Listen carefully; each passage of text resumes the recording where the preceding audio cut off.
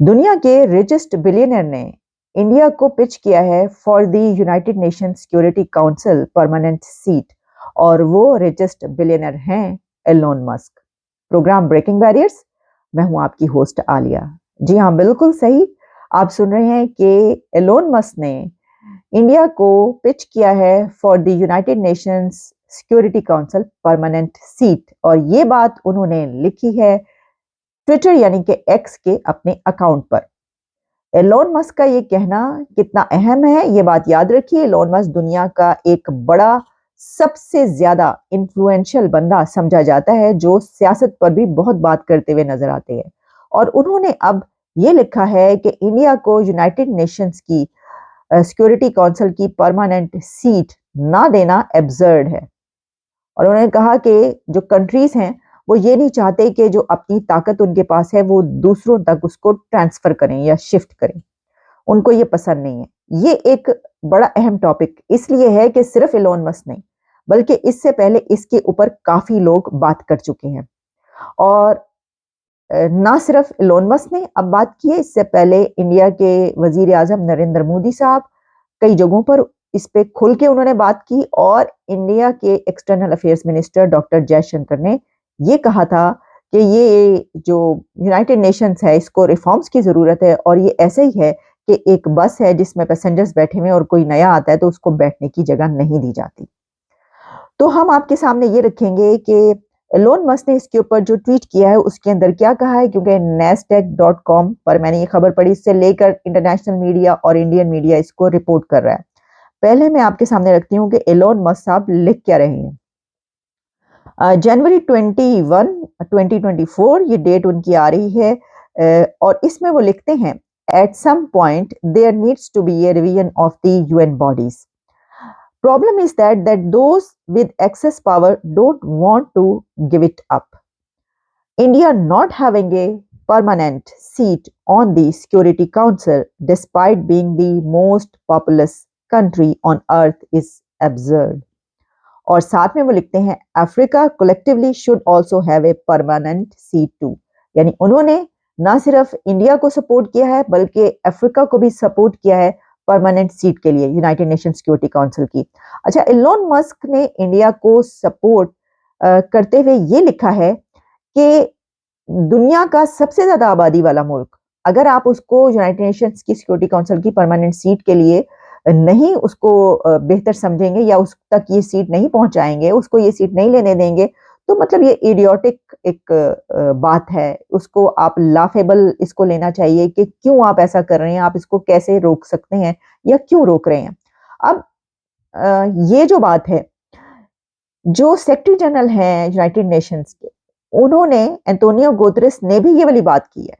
अच्छा, उन्होंने अफ्रीका के हवाले से ये बात की और इंडिया के हवाले से भी उन्होंने कई मर्तबा ये बात की है। क्योंकि देखें, जो एंटोनियो गुतेरेस हैं वो क्योंकि सेक्रेटरी जनरल है, उनके ऊपर ये बात आती है, क्योंकि ये बात कही जाती है कि देखें ये जिम्मेदारी किस पे आती है, जिम्मेदारी उसी पे आती है जो उसके करता धरता है।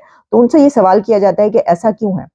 तो उन्होंने ये कहा कि जो सितंबर में समिट होने वाली है उसमें इसको रिकंसिडर किया जाए इन कंट्रीज को। तो ये मैं आपको बता दूं कि सितंबर में जो यूनाइटेड नेशंस की समिट होने जा रही है उसके अंदर ये मामला खुल के डिस्कस होगा। उसके अंदर इंडिया एड़ी चोटी का जोर लगा देगा कि यूनाइटेड नेशंस की सिक्योरिटी काउंसिल की परमानेंट सीट उसको मिले। और सिर्फ यही नहीं बल्कि अफ्रीका को भी एक बात कही जा रही है। मैं आपके सामने एंटोनियो गुतेरेस साहब ने जो फरमाया है वो कुछ जरा रखे देती हूँ कि उनका क्या कहना है। उन्होंने ये कहा है, how can we accept that Africa still lacks a single permanent member in the security council. उन्होंने पूछा, अपने ट्विटर अकाउंट पर ही ये बात लिखी। और उसके बाद उन्होंने ये कहा कि institutions must reflect today's world not that of 80 years ago. ये जो यूनाइटेड नेशंस में रिफॉर्म्स की बात की जाती है तो जो उसके सेक्रेटरी जनरल हैं वो भी ये बात करते हुए नजर आ रहे हैं कि ये जो है जनाब अब 80-90 साल पहले वाला जो वो छोड़ दीजिए, इसको इस तरीके से लें। और इसके ऊपर उन्होंने ये भी कहा कि समिट ऑफ द फ्यूचर जो कि सितंबर में समिट होने जा रही है उसमें ये एक ऐसा प्लेटफॉर्म प्रोवाइड करेगी समिट कि इसको कंसिडर किया जाए। Global governance reforms, United Nations के रिफॉर्म्स और इसके अलावा जो कंट्रीज परमानेंट सीट के हकदार हैं उनको कंसिडर किया जाए और सितंबर में जो समिट है उसमें इसको देखा जाए। तो इससे भी ये पता चलता है कि जब एंटोनियो गुतेरेस भी इसके ऊपर सवाल उठा रहे हैं और कह रहे हैं कि ये जो अब समिट होगी तो इसके ऊपर बात होगी। और सिर्फ यही नहीं, मैं इसके ऊपर पहले भी ये कह चुकी हूँ कि वो दिन ज्यादा दूर नहीं है कि जब इंडिया को यूनाइटेड नेशन सिक्योरिटी काउंसिल की परमानेंट सीट मिल जाएगी। और इसके लिए आवाजें जो उठ रही हैं उसमें बड़े बड़े नाम शामिल हो रहे हैं, बड़े दुनिया के मोस्ट इन्फ्लुएंशियल पीपल जो है वो इसके ऊपर बात करते हुए नजर आ रहे हैं। जैसा कि अब एलोन मस्क ने भी कह दिया। एलोन मस्क का ये बात कहना कोई ऐसे नहीं है, उन्होंने भी कुछ सोच के कुछ समझ के किसी वजह से बात की। एक तो ये बात अपनी जगह पर कि एलोन इंडिया में अपना बिजनेस लेकर जाना चाहते हैं और जा रहे हैं, अब तो वो पहुंच गए हैं, ठीक है ना। पहले जब वो ये बात किया करते थे कोई ऐसी तो कहा जाता था कि जनाब वो क्योंकि वहां पे कारोबार करना चाहते हैं इसलिए कर रहे हैं, लेकिन अब तो उनकी फैक्ट्री प्लांट जो है वहां पे लग रहा है टेस्ला का। लेकिन ये बात बड़ी सादा और अजीब सी और वाकई लाफेबल होगी कि अगर ये कहा जाए कि एलोन मस्क जो है वो इसलिए कह रहे हैं कि अपना जो है वो बिजनेस वहां पर लेकर जा रहे हैं तो उसकी सपोर्ट करें। ऐसा नहीं है, उन्होंने सिर्फ ये नहीं, उन्होंने अफ्रीका को भी सपोर्ट किया इस सिलसिले में। ये बात तो है ना, मतलब इसकी कोई सेंस तो बनती है कि दुनिया का सबसे ज्यादा आबादी वाला मुल्क जो दुनिया के तमाम बड़े काम जो है वो कर रहा है, यानी आप देखें वहां पर जो भी चीज अब बनती है उसको इस तरह बनाया जाता है कि एज ए क्यों पॉपुलस कंट्री वो कहते हैं कि हम सबसे बड़ा जो है वो दुनिया का कोई भी ऑफिस भी बना कर दिखाएंगे, दुनिया की सबसे बड़ी कंपनीज भी वहां पर जा रही हैं।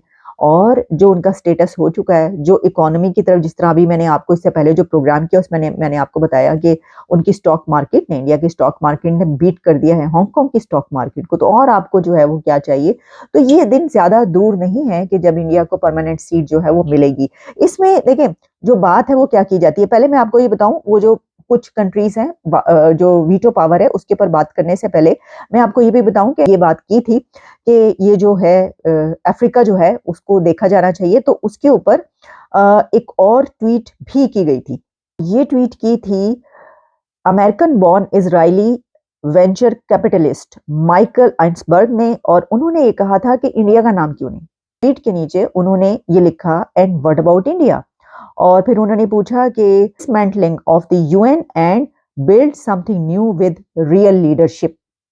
यहां तक उन्होंने सजेस्ट कर दिया कि ये जो मौजूदा यूएन की है सूरत हाल, इसको डिसमेंटल कर दें, आप नई लीडरशिप लाएं, इसमें रिफॉर्म्स करें। और ये जो यूएन की रिफॉर्म्स करने वाली बात है ये पूरी दुनिया में की जा रही है। तो अब वो कौन से कंट्रीज हैं कि जो जिनको वीटो पावर हासिल है और वो इसमें कहीं ना कहीं जो वो टांग अड़ा देते हैं किसी कंट्री के लिए। तो देखें उसमें US, UK, China, France, Russia, ये कंट्रीज हैं। लेकिन इन कंट्रीज में से भी मैक्सिमम ऐसे हैं कि जो इंडिया को सपोर्ट करते हैं और जो इंडिया की यूएनएससी की परमानेंट मेंबर सीट को उस पर वीटो नहीं करेंगे। एक कंट्री करेगा और वो है चाइना। तो चाइना के पास वीटो पावर होने की वजह से ये समझा जाता है कि इंडिया को इस सूरत हाल में जो है वो मुश्किल दरपेश आ सकती है। लेकिन इसके अंदर एक और बात भी पैरेलल, एक और स्टैंस या वो नजर आता है नैरेटिव, और वो ये है कि चाइना अब ऐसा नहीं करेगा।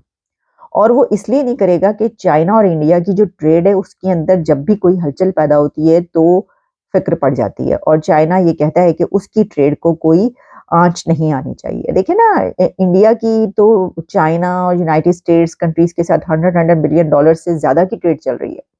और जैसा हमने आपको भी पिछले प्रोग्राम में मैंने आपको बताया कि उन्होंने जो है वो हांगकांग की स्टॉक मार्केट को बीट कर दिया, उसमें चाइनीज कंपनीज है वो भी।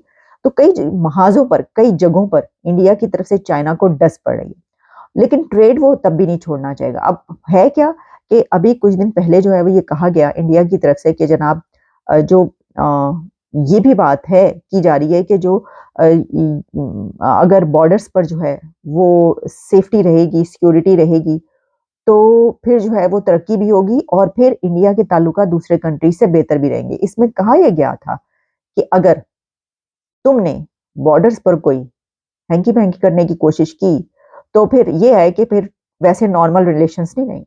डॉक्टर जयशंकर ने कहा था ये नहीं हो सकता कि लड़ाई भी हो रही हो, बॉर्डर्स पे आग भी लगी हुई हो और साथ में जो है तिजारत भी चल रही हो और साथ में नॉर्मल रिलेशंस भी रहेगा, फिर नॉर्मल रिलेशंस हमारे नहीं रहेंगे। ये चीज जो है ये चाइना जानता है, ये चाइना के लिए ये बात। उसको ये भी बताया कि अब अगर कोई ऐसी बड़ी मूव होती है यूएनएससी की सीट के लिए और सिर्फ वो वीटो कर देता है और उस पे जो है वो इंडिया को ये मतलब देख रहा है कि जी ये हो रहा है और चाइना हमारे साथ ये कर रहा है, तो उसके जवाब में चाइना के खिलाफ कुछ ना कुछ तो किया जाएगा। चाइना को ये अच्छे तरीके से पता है और वो ऐसा नहीं चाहता। तो इसलिए ये बात कही जा रही है कि अब ऐसा मुमकिन है। और इसमें एक और देखिए जो लॉजिक है वो ये है कि चाइना भी ये जानता है कि दुनिया के सबसे ज़्यादा आबादी वाला कंट्री जो एक ऐसा स्टेटस हासिल कर चुका है, जो चाइना को कई जगहों पर बीट कर रहा है, जो कि कह रहा है कि थर्ड लार्जेस्ट इकोनॉमी बनने लगा है और आगे वो कहता है कि हम चाइना के बराबर आएंगे, हमारा जो है फिर उसके बाद मुकाबला जो है वो अभी से मुकाबला कर रहा है। तो ऐसी सिचुएशन में मेरा नहीं ख्याल कि कोई भी कंट्री दुनिया का वो ये कहेगा कि नहीं ऐसा ना करें। पाकिस्तान के पास अगर वीटो की पावर होती तो वो यही कहता भाई बिल्कुल नहीं, किसी भी सूरत, कोई लॉजिक है ही नहीं। लेकिन पाकिस्तान चाइना को डिक्टेट नहीं कर सकता, चाइना पाकिस्तान को डिक्टेट कर सकता है और करता है और करता रहेगा। चाइना की ताकत है पाकिस्तान के ऊपर। पाकिस्तान क्योंकि कर्जा लेता है और चाइना कर्जा देता है। तो देखें ना, आप जानते हैं लेने वाला हाथ देने वाले हाथ के बराबर तो नहीं होता। तो इस सिचुएशन में अगर पाकिस्तान की ख्वाहिश ये होगी, चाहेगा भी तो कोई फायदा नहीं उसका। वो तो अपने मसाइल इतने हैं, वो मतलब मैं तो कहती हूँ कि इसके ऊपर नजर डालना ही गलत होगा उनके लिए। ये बाकी वाली चीजें भूल जाएं, अभी जो अंदर की चीजें उनको ठीक कर लें पहले। तो ये है सूरत हाल। लेकिन इसमें हमें ये नजर आ रहा है कि ये अब लोग बढ़ते चले जा रहे हैं और ये टाइमिंग इलोन मस्क का ये कहना ऐसे ही नहीं है, इसके पीछे बहुत कुछ है। और इलोन मस्क ने जो बात की है ये आने वाले अब जो सेशंस होंगे उसके अंदर बात की जाएगी और वो इसको रिपीट भी करते रहेंगे। और जाहिर है कि फिर बहुत सारी बातें ऐसी होती हैं जो फिर आगे बढ़ती हैं और उसका रिजल्ट भी देखने को मिलता है। तो ऐसा ही कुछ नजर आ रहा है। इजाजत दीजिए, दोबारा आपसे मुलाकात होती है। Have a nice